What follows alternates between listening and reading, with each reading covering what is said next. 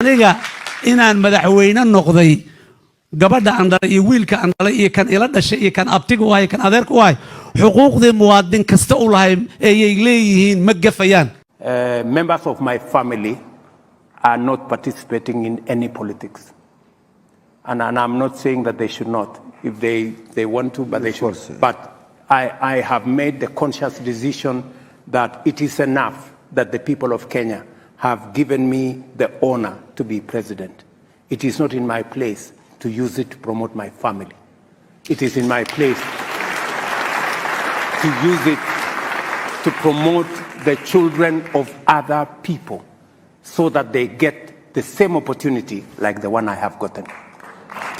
And that is why I have a very big argument with some of my competitors who use the office they get whenever there is a nomination.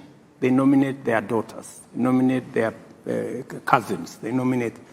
I don't think that's the best way to use opportunity. I think opportunity should be spread. If you have gotten an opportunity, reach out to somebody else to give them a lift, to give them a hand up, so that they too can become something. It shouldn't be just around your family. Aniga inaan madaxweyne